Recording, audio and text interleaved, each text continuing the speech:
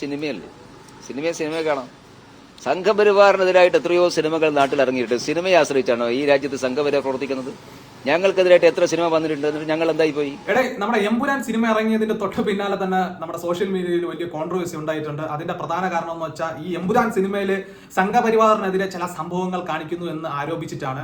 അപ്പം ഒരുപാട് പേര് ഇതിനെതിരെ വലിയ പോസ്റ്റുകൾ ഇടുന്നു, കുറെ പേര് ടിക്കറ്റ് ക്യാൻസൽ ചെയ്യുന്ന കുറെ സംഭവങ്ങളൊക്കെ ഇതിനകത്ത് കാണുന്നുണ്ട്. അപ്പം ഇത് കുറച്ച് സ്പോയിലർ ആയിട്ടുള്ള ഒരു കാര്യമാണ്. എന്റെ പോയിന്റ് ഓഫ് വ്യൂവിലാണ് ഞാൻ ഈ കാര്യം പറയുന്നത്. കുറച്ച് സെൻസിറ്റീവ് ആയിട്ടുള്ള ഒരു സംഭവമാണ്. ഈ എമ്പുരാൻ സിനിമയിൽ നമ്മൾ എന്തിനാണ് പോയിരിക്കുന്നത്? ലാലേട്ടന്റെ സ്റ്റീഫൻ നെടുമ്പള്ളി എന്നുള്ള ക്യാരക്ടറും എബ്രാം ഖുറേഷി എന്നുള്ള ക്യാരക്ടറിന്റെ ബേസ് സ്റ്റോറിയൊക്കെ കാണാൻ വേണ്ടി നമ്മൾ പോയി ഇരിക്കുകയാണ്.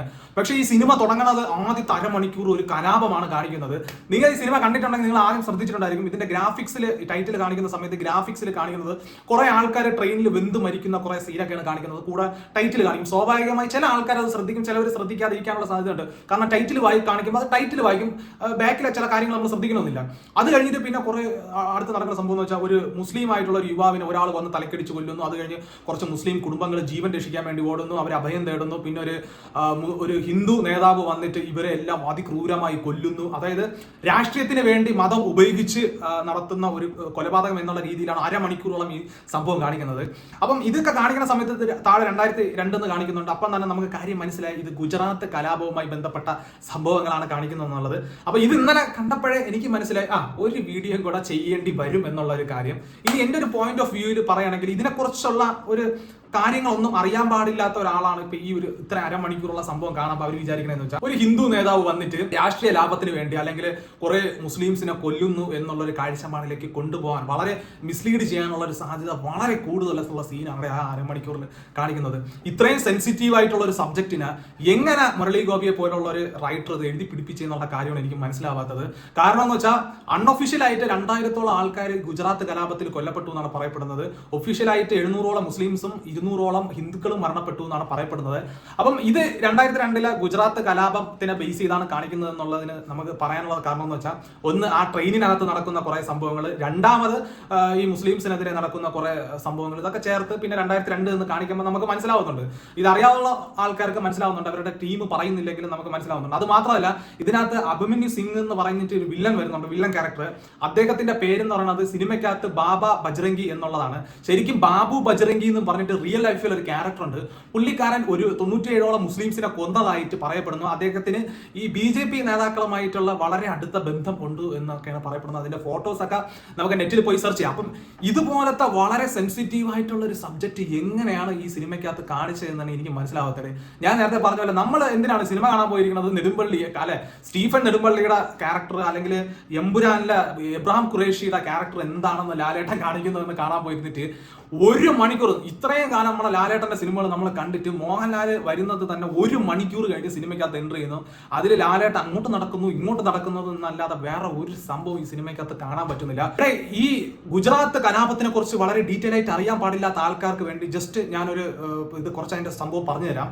അതായത് 2002 ഫെബ്രുവരിയിൽ അയോധ്യയിൽ പോയിട്ട് വരുന്ന ഒരു തീർത്ഥാടക ട്രെയിൻ, ആ ട്രെയിനിനകത്ത് വെച്ച് ഗോദ്ര എന്ന് പറഞ്ഞിട്ടുള്ള റെയിൽവേ സ്റ്റേഷൻ അടുത്ത് വെച്ച് ഈ ട്രെയിനിന് തീ പിടിക്കുകയും അതിനകത്ത് 59-ഓളം തീർത്ഥാടകര് വെന്ത് മരിക്കുന്ന ഒരു സംഭവം ഉണ്ടായിട്ടുണ്ടായിരുന്നു.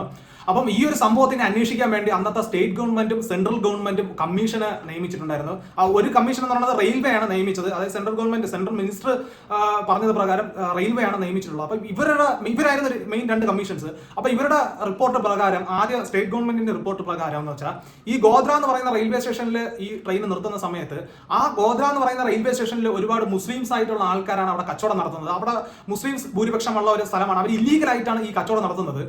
ഈ സമയത്ത് അവിടെ ഈ തീർത്ഥാടകർ വന്ന ട്രെയിനിലെ ആൾക്കാരും ഈ ഗോദ്ര റെയിൽവേ സ്റ്റേഷനിൽ ഉണ്ടായിരുന്ന കച്ചവടക്കാരും തമ്മിൽ ചെറിയ വാക്ക് തർക്കം ഉണ്ടാവുകയും അതിനുശേഷം ഈ ട്രെയിൻ മുന്നോട്ട് പോയ സമയത്ത് ഈ ട്രെയിനിന്റെ ചങ്ങല ആരോ വലിച്ചു നിർത്തുകയും കുറെ പേര്, അതായത് ഈ ഒരു ഗോദ്ര എന്ന് പറയുന്ന റെയിൽവേ സ്റ്റേഷന് തൊട്ടടുത്ത് ഒരു ചേരി ഉണ്ട്, അവിടെ മുസ്ലിം ഭൂരിപക്ഷമായ ആൾക്കാരാണ്. അപ്പൊ അവിടെ നിന്ന് ഒരു 100-ഓളം ആൾക്കാർ ഓടിക്കൂടി ട്രെയിനിന് പെട്രോൾ ഒഴിച്ച് തീ കത്തിച്ചു എന്നാണ് അവിടുത്തെ സ്റ്റേറ്റ് ഗവൺമെന്റിന്റെ ആ സമയത്ത് ഉണ്ടായിരുന്ന റിപ്പോർട്ട്.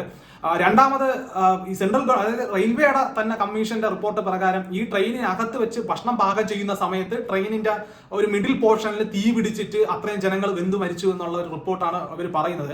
പക്ഷേ അവിടെ നിയമിച്ച കമ്മീഷൻസിന്റെ റിപ്പോർട്ടൊക്കെ പ്രകാരം ഈ പറയുന്ന റെയിൽവേ സ്റ്റേഷനകത്ത് ചെറിയ തർക്കം നടന്ന സംഭവം സ്ഥിരീകരിക്കുന്നുണ്ട്. ഇതുമായിട്ട് ബേസ് ചെയ്ത് കുറെ ആൾക്കാർ ആ സമയത്ത് അറസ്റ്റ് ചെയ്തിട്ടുണ്ടായിരുന്നു. അതിനുശേഷം ഈ മൃതദേഹവുമായിട്ട് ഇവര് 59ഓളം ആൾക്കാരുടെ മൃതദേഹവുമായിട്ട് ട്രക്കിലൊക്കെ പോകുന്ന സമയത്ത് അത് കണ്ടിട്ട് വിഷമം തോന്നിയ ആൾക്കാർ ഈ പറയുന്ന വലിയ രീതിയിൽ കലാപത്തിലേക്ക് ഈ ഒരു സംഭവത്തെ പോയി എന്നാണ് പറയപ്പെടുന്നത്. മണിക്കൂറുകൾക്കുള്ളിൽ തന്നെ ഈ കലാപം അടിച്ചമർത്താൻ കഴിഞ്ഞു എന്ന് പറയുന്നുണ്ടെങ്കിലും വലിയ രീതിയിൽ ആൾക്കാർക്ക് മരണപ്പെടുകയും അൺഒഫീഷ്യലായിട്ട് 2000ഓളം ആൾക്കാർ മരണപ്പെട്ടു എന്നൊക്കെയാണ് പറയപ്പെടുന്നത്. ഈ ഒരു കലാപം ഓൾറെഡി തന്നെ പ്ലാൻ എക്സിക്യൂട്ട് ചെയ്തു എന്നുള്ള രീതിയിലും നരേന്ദ്രമോദിക്കെതിരെയൊക്കെ വലിയ രീതിയിലുള്ള ആരോപണങ്ങളൊക്കെ ഉണ്ടായിട്ടുണ്ട്.